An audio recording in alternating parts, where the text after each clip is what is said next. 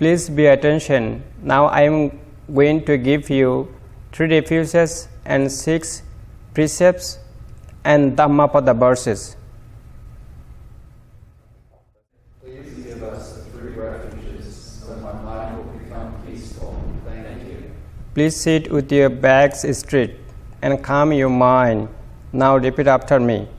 I now take refuge in the Buddha. I now take refuge in the Buddha. I now take refuge in the Dhamma. I now take refuge in the Dhamma. I now take refuge in the Sangha. I now take refuge in the Sangha. For the second time, I take refuge in the Buddha. For the second time, I take refuge in the Buddha. For the second time, I take refuge in the Dhamma. For the second time, I take refuge in the Dhamma. For the second time, I take refuge in the Sangha. For the second time, I take refuge in the Sangha. For the third time, I take refuge in the Buddha. For the third time, I take refuge in the Buddha. For the third time, I take refuge in the Dhamma. For the third time, I take refuge in the Dhamma. For the third time, I take refuge in the Sangha. For the third time, I take refuge in the Sangha. Bhante, please give us these 6 precepts, so my retreat will be of great benefit, and my mind will be peaceful. Thank you. Please clear your mind and pay close attention. Then repeat after me. I undertake to keep the precept to abstain from killing or harming living beings on purpose. I undertake to keep the precept to abstain from killing or harming living beings on purpose. I undertake to keep the precept to abstain from taking what is not given. I undertake to keep the precept to abstain from taking what is not given. I undertake to keep the precept to abstain from wrong sexual activity. I undertake to keep the precept to abstain from wrong sexual activity. I undertake to keep the precept to abstain from telling lies and harsh speech. I undertake to keep the precept to abstain from telling lies and harsh speech. I undertake to keep the precept to abstain from taking drugs and alcohol.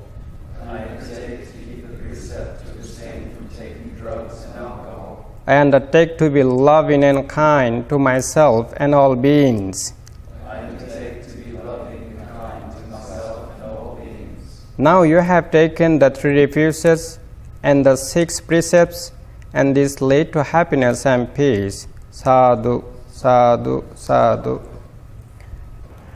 Now let us read the verses of the Dhammapada together.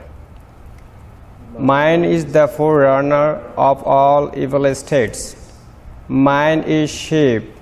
Mind made are they. If one speaks or acts with an unwholesome mind, because of that, suffering follows one, even as the wheel follows the hoof of the drop ox. Mind is the forerunner of all good states. Mind is sheep. Mind made are they. If one speaks or acts with a few mind, because of that, happiness follows one, even as one shadow that never leaves. He abused me, he beat me, he departed me, he robbed me. In those who harbor such thoughts, hatred is not appeased. He abused me, he beat me, he departed me, he robbed me. In those who do not harbor such thoughts, hatred is appeased. Hatred is never overcome by hatred in this world. Hatred is only overcome by love. This is an eternal law. In the unessential, we imagine the essential. In the essential, we see the unessential. Anyone who entertains such wrong thoughts never will realize the truth. What is essential, we regard as essential. What is unessential, we regard as unessential.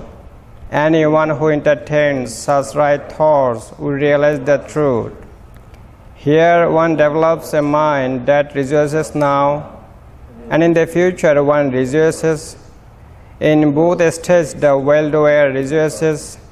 One who rejoices a lot will be able to see the purity of their own deeds, speech, and thoughts.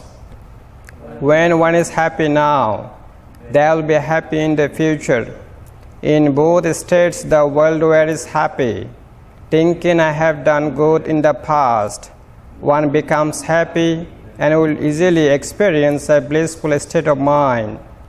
Though a person recites sacred texts but does not accordingly, that heedless person is like a cowherd who counts other cows. They have no share in the fruits of the holy life. Though a person recites the sacred texts very little, but acts in accordance with the teaching, they give up lust, hatred, and delusion.